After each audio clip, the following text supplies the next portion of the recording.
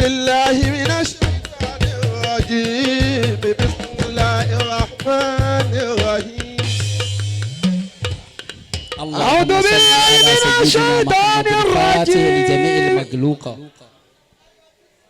اللهم صل على سيدنا محمد الفاتح لجليم المغلوق والمشكورور والمكتوم والخاتم الأنبياء والمرسلين من رب الملك والملكوت الله العزة والجبروت ناشر الحق بالحق ولا آله إلى صراطك المستقيم وعلى آله أك قدري ومقدار العظيم الله يا كاشف الكروبات الله مفي صلاتني أفكي النبي محمد صلى الله عليه وسلم ìjókòó wa látàárọ̀ jẹ́ àsìkò tá a jókòó yìí ọlọ́run la fi ń kí. الله ìṣẹ̀mí wa tá a fi débí ọlọ́run la fi kí. الله ká ìṣẹ̀ máa ní pé a kí ọlọ́run à ń fọ̀rọ̀ gùnú ni ọlọ́run ti kí ara rẹ̀. الله ìkẹ́ ìgẹ̀ kó máa bá anabi Muhammad. صلى الله عليه nítorí وسلم anabi lawlahu lam nakun shay'an mazkur. صلى الله عليه وسلم ọlá anabi ni gbogbo wa ń jẹ.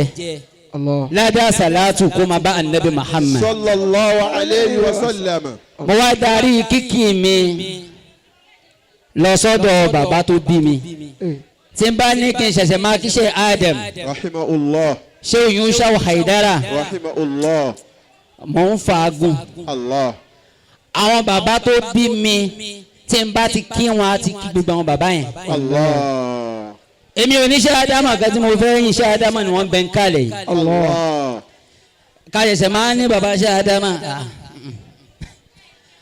àmì Sheikh Ádámù ti ń bẹ ń bí.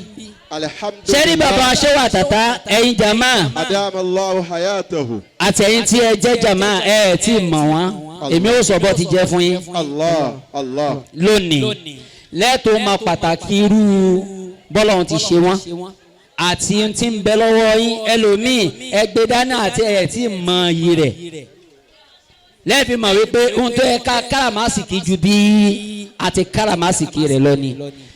ẹ̀rí Mawlana Sheikh Abdul Hamid Atata. أدام الله حياته ìwọ tó bá fẹ́ kọ́ mọ̀ rẹ̀ ní àlùbáríkà bá sọ pé Adama Allahu hayatahu. أدام الله حياته gbogbo ẹ̀yin àfa mi tẹ́ ń bẹ́ ń kalẹ̀ ṣé ò làmí ní bá ní máa dá ọkọ̀ ẹ̀yin àfa ṣe rí àwọn nìkan ti kí gbogbo wa. أدام الله mi ò ní bùkátà kan tí mo wá ṣe ń bì ju pé mo wá san ẹ̀san. الله so ìgbà tí Sheikh Abdul Gani tí wọ́n pè mí pé ní bàbá yẹn Haidara o ẹ ní àwọn ọmọ bàbá الله mo á ní wíwá tí mo fẹ́ wá mo ní kódà kí n ní program kó kọ̀ lé ní màá ha mo ti ń wá àyè yìí ti pẹ́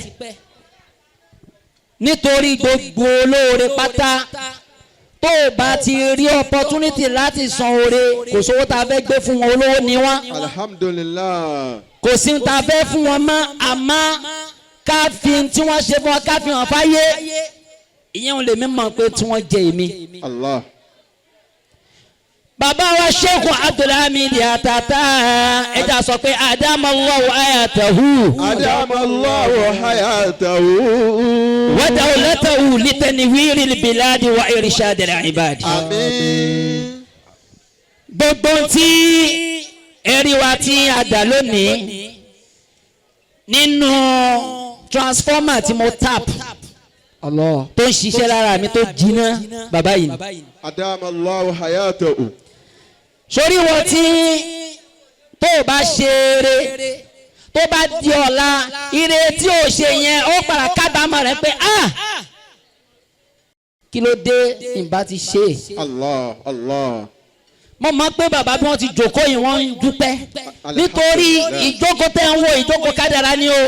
الله tí bàbá wa Sheikh Abdul Hamid gan táwọn mọ̀ ń pé yóò padà rí báyìí àmọ́ àwọn kan ṣe tiwọn gẹ́gẹ́ bí àlàníyàn rẹ̀ àti bọ́lọ̀ ti rán wọn.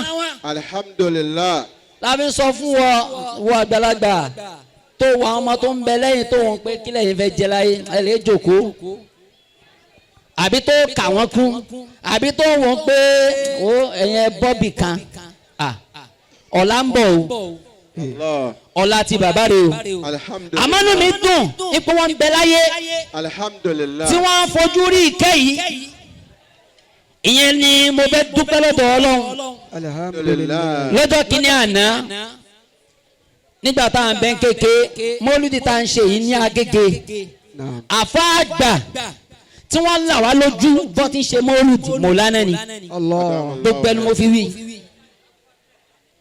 lọ́sàn-án ní pé ká ṣe mọ́lúdì yàtọ̀ sí táwọn àfa àgbà ń ṣe lálẹ́ ní pé ká kó ẹ̀ṣọ́ bá mọ́lúdì nàbí ká kó yìí bá táwa gbọ́njúmọ̀ láàfà Mọ̀lánà ni Adamallahu hayatahu. táwa bá lọ bí mọ́lúdì ni nítorí ó máa ń ṣẹ̀ púpọ̀ Allah. bá ti ń jẹ́ yìí náà ni àmọ́ àfa ó lágbá àwọn wà bẹ́ lábẹ́ ṣíà àwa máa wá bá ti rí gbogbo àwọn ọmọ yẹn náà ní ẹ fún lóúnjẹ. Allahu akbar. La ilaha Illallah Muhammadu Rasulullah. bá a ṣe ń já màlà láma jẹsẹ̀ mọ́ àwọn yẹn kó oríṣiríṣi oúnjẹ ni wọ́n ṣe wá bám. Kai. Àwọn yẹ a kó. jẹ a délé a kan sùn náà nídìí ká jẹun alẹ́ mọ́ a tún máa ṣàdúrà pé Ọlọ́run ọdún tó ń bọ̀ má jẹ́ kó pa bàbá yìí o Àmín. tó bá jẹ́ pé yín nìkan náà làwa ń jẹ là ń rí eléyìí náà tó Allah. la ilaha illallah muhammad rasulullah. Sallallahu alayhi wa sallam.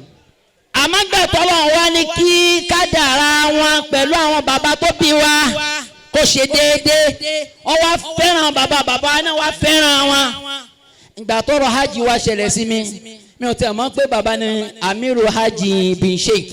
Allah.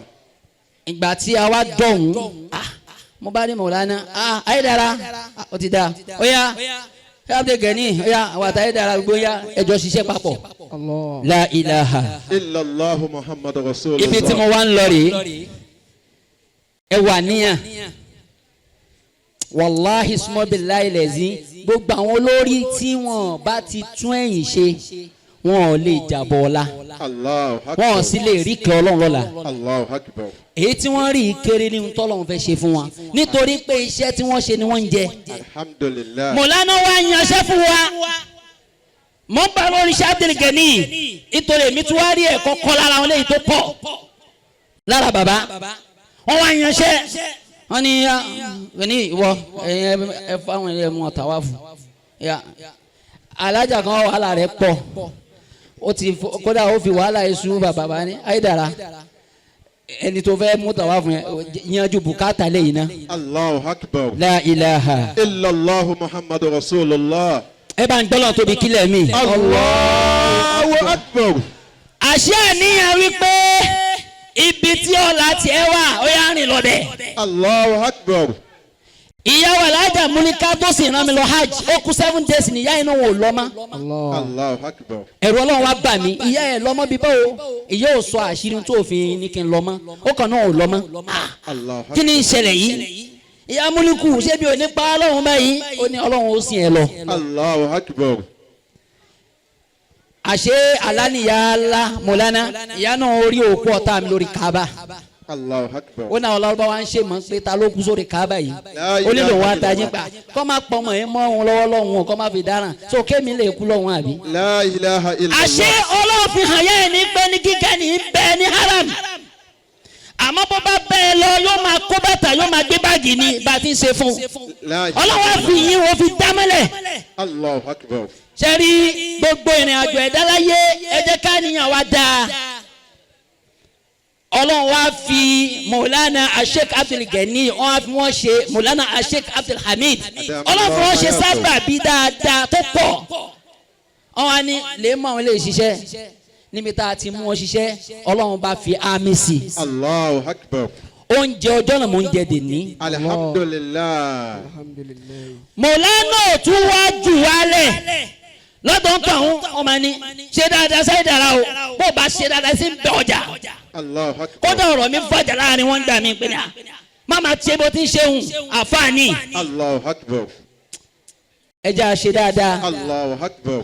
táwọn ọmọ wọn tó ń ṣoríire lọ́wọ́ báyìí tó ríire ẹ bá pọ̀ wọ́n máa ní pé báwo ni wọ́n ti ṣe bàbá wọn ti rà kalẹ̀ La ilaha illallah. gbogbo ohun tóbi bá ṣe lórí ọmọ lọ́mọ ó ṣe fọ́mọ tiẹ̀ Allah.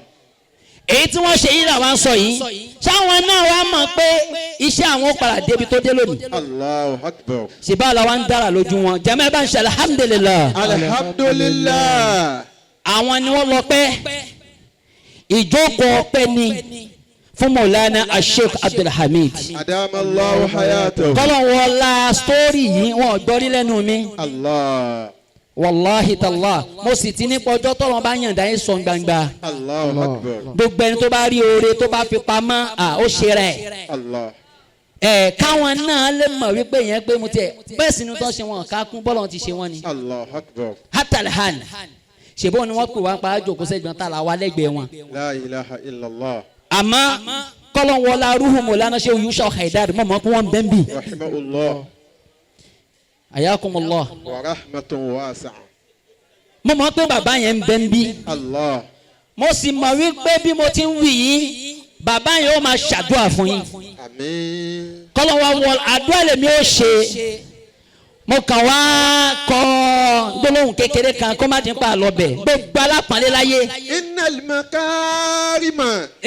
Akalakum mutahharatun. bẹ́ẹ̀ bá fẹ́ mọ alápọ̀nlé yẹn nǹkan mẹ́wàá lẹ́rìí lára rẹ̀ tẹ́fì mọ́ pẹ́ níyì ẹni àpọ́nlé ẹni tá a lè tẹ̀lé ẹ̀yin jama mo bá yín dúpẹ́ Sebilu Najat tẹ̀lé bàbá wàláhì mo bá yín dúpẹ́ àwọn oníkàwùsù lè ti wá. alhamdulillah.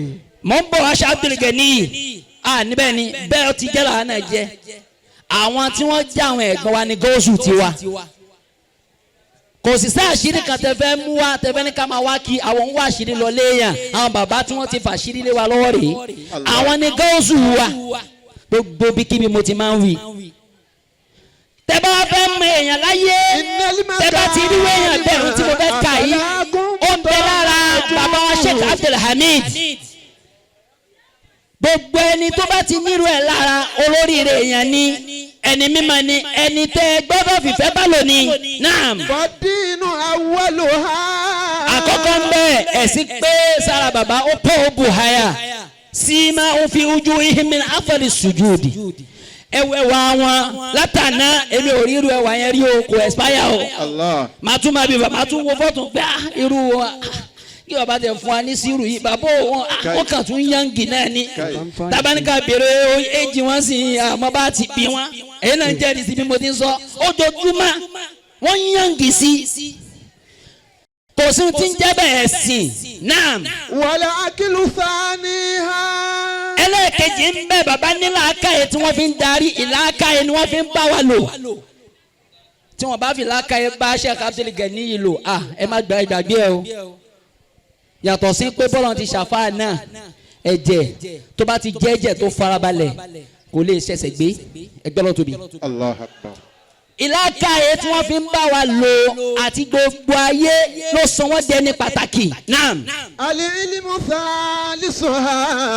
ẹlẹ́ẹ̀kẹta ń bẹ ní ìmọ̀ ń bẹ ìmọ̀ méjì ní ń bẹ lọ́dọ̀ wọn ìmọ̀ zọ̀hìrì àti bọ̀tìní bá ń gbọ́dọ̀ tóbi. Allahu Akbar. tó bá ní ọmọ tùrọ́ bí àwọn àfáà ti pọ̀ ń ta tí wọ́n lè máa parọ́ fún yín ọlọ́pàá ń polówó àfáà pẹ̀ gbàgbé ẹ̀ gbogbo tán Ọlọ́run ti parí ẹ̀ ti pẹ́ níyè sí yín o kótó ní pẹ́ ládàradà ń bẹ táwọn àfáà ládàradà àwọn olórí ibú àfáà tí wọ́n ń bẹ́ ń ta àwọn ti jánà ti pẹ́ ẹgbẹ́rún tóbi. Allahu Akbar. wọ́n ti gbogbo tó ń ṣe iṣẹ́ tí wọ́n ti ṣe after 25 years ni gbẹ́rún tóbi. Allahu Akbar. ìmọ̀ bẹ lọ́dọ̀ wọn kéèyàn ṣẹ̀ṣì nípa láìfò èèyàn ipe báwo ni ayé ẹ̀ ṣe máa nítumọ̀ wàláhì Ọlọ́run fún wọn ní mímọ̀ rẹ̀. wọ́n rí àmì yẹn lára àwọn bàbá tó bí mi àwọn bàbá tó bí mi náà rí àmì yẹn lára wọn. Allah. ẹgbẹ́rún tóbi. Allahu Akbar.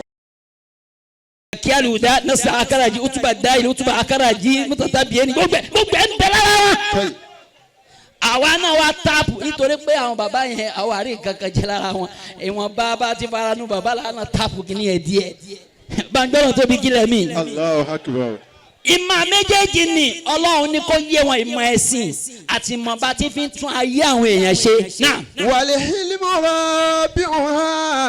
àfọwọ́ nígbàmọ́ra hilmu wọ́n nígbàmọ́ra wàláhì wọ́n nígbàmọ́ra wọn sáré wọn sì ń wo aago aláago ṣiṣẹ́ ká ní pé wọ́n fẹ́ sáré nú ayé ni gbogbo ẹnu mo fi sọ àfáà tí ó bá wọn nínú ọlá yóò múra wàláhì níbi pé kéèyàn mọ èèyàn kán wá fi àlùmọ̀kọ́rọ́ yín bá wọn lò wàláhì wọn ó ti ra ìdajì Nàìjíríà yìí àmọ́ ìbẹ̀rù Ọlọ́run àti ìjọmọlúàbí ni wọ́n fi ń bá wọn lálò yẹn náà làwa náà rí lára wọn táwa náà fi wọ́n pé ní àfi ká tẹ̀lé wọn ká náà lè ṣíra láyọ̀ wọ́n nígbà mára ọjọ́ tí Ọlọ́run bá gbé dé ó bá wọn lára tó bá gbé kejì dẹ̀ sí ní rí lára wọn. Naam. wàlíjúdù khamisuna. wàlíjúdù wọn a sì máa náwó wọn ń ṣàfà tó yá ahun bàbá ń ṣe mọ́lúdì owó àwọ̀ wọn ni wọ́n ná mo sọ fẹ́ nìkan mọ́ nínú àfà tí mo jọ mọ̀lá Sheikh Abdul Hamid Atata àwọn ná owó gbogbo báǹkì tán kò ní sí kankan bẹ́ẹ̀ èyí sì délé ájò ní ohun tó àti náwó tán tọ́lọ́n bá tún ṣe ni pírọ́blẹ́mù tiẹ̀ ni ẹ ẹgbẹ́ lọ tóbi. wọ́n ní kó dìlú sáàdìsọ ha. ọlá sì ń bẹ tó bá ní olọ́lá ọlá ń bẹ lọ́dọ̀ wọn ọlá ń bẹ tí ó nídìí pé bóyá ẹnìkan ó fi wọ́n ṣe fáàrí inú àfà. Naam. wàlíbí rúṣà bí wọn ha. bẹ́ẹ̀ ni dáadáa ó ti wà lábẹ́rẹ́ sùúrù náà ń bẹ ń bẹ gbogbo eléyìí gbogbo ẹni tí ẹ bá ti rí nínú ìṣesí rẹ̀ wàláhì súnmọ́bìlá ilẹ̀ bí ẹni Ọlọ́run ni. wọ́n ṣùkìrù tá a sì ń ha wà á lìínú àṣìhà. wọn a máa dúpẹ́ wà línú ẹgbẹ́ wọn sì rọ̀ ẹgbẹ́ wọn tó rọ̀ náà lè rí wa lẹ́gbẹ̀ẹ́ wọn yìí o wàláhì súnmọ́bìlá ilẹ̀ bí kò sí bó tilẹ̀ wọn ká máa halẹ̀ tọ́ àwọn kéékèèké sí i wọ́n ní ẹ̀yin náà yẹ̀ṣẹ̀ ń dátọ́ ni àmọ́ wọ́n ń wo àwọn bàbá yẹn lára wa ó sì rí pé dẹ́pa kẹlẹ́kọ̀ọ́ sì gbẹ́kọ̀ọ́ mọ̀lánà ní bínú akànnìkàkàn kọ́ kékeré yìí náà alumma ila dikiri nuri mubin.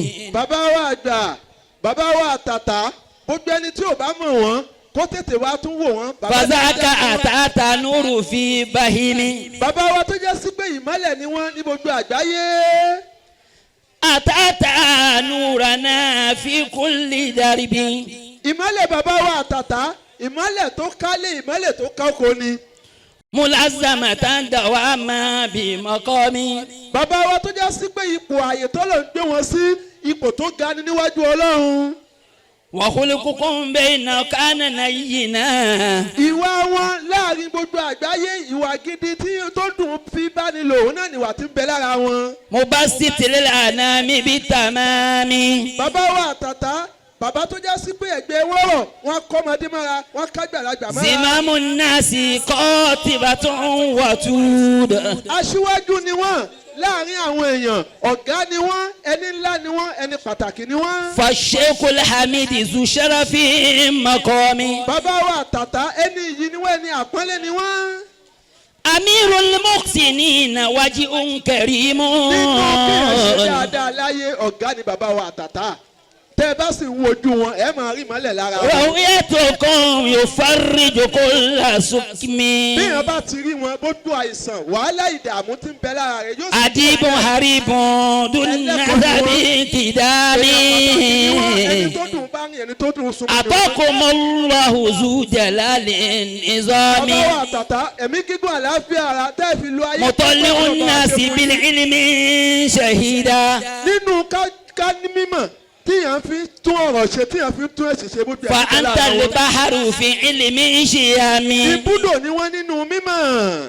mufassiruna bi kulli llahi haqqan. bàbá wa àtàtà yìí tí wọ́n bá ń júwe àlùkùránì fún yàn tí wọ́n ń ṣàlàyé àlùkò yóò sì máa yí ẹ lágbọ́tún yẹn bí. kàtàkà gọ́ọ̀sọ̀lẹ́kọ̀ ẹ̀ àsùnfì udami. bàbá tí máa ń dúró tì ní níjọ́ ìṣòro àwọn náà ni bàbá wa àtàtà. wàyí kristu àtàtà bí sàmùsì fàákọ̀. bí bàbá wa àtàtà ti wà tó o bá fi wọ́n wé òrùn ìmọ́lẹ̀ tí wọ́n tún dùn òrùn lọ. fàṣàṣàtà wàkìtò bílígà mi. ìmọ́lẹ̀ tiwọn ìmọ́lẹ̀ kan ni tí kì í dani láàmú tí kì í tani lára tí ó máa ṣẹ̀ lára ẹni. wọ́n kọ́ lè bò kán. ẹ̀rí ọkàn tó rọ̀ fún wọn. sọlẹ̀ àtútù nàrọ̀ ibi. ọkàn tó mọ̀ ni ọkàn tó lálàáfíà ni. kàmísílẹ̀ hamada sayyidil anami. kò wá sẹ́ni tó fi wọ́n jọ ànábì wa Muhammad náà. lakumul khayra min rahmani wadqan. ọlọ́run o ẹ̀mí gígùn àlàáfíà ara tí bàbá wa àtàtà ó fi lo ọlá ìpẹ́ bá wa ṣe fún wọn. kàmísílẹ̀ bari ìjọ fi bẹ́lẹ̀ kọ́ wa mi. ibùdó ni wọ́n ẹni ńlá ni wọ́n ẹni pàtàkì ni wọ́n. fatawil umrahu sahalan yasira. ọlọ́run dákun báwa fún wọn lẹ́mìí gígùn. fatawil umrahu sahalan yasira. ọdún yìí tẹ̀ ń ṣe má ṣe láṣẹ mọ́ fún yín. bijayi nabiyina nuril anami. ọlọ́run wọlé ìmọ́lẹ̀ tó fi sára Nabi wa Muhammad. a ṣe laqad ja'akum li ilafi. kọ́lọ́n wọlé laqad ja'akum tàbẹ́ ṣe kó bá a fi lọ́rẹ̀ mi wọn li ilafi àlàáfíà ti ń bẹ. ayakumullah. Allah. kọ́lọ́n kó ṣe àlékún àlàáfíà.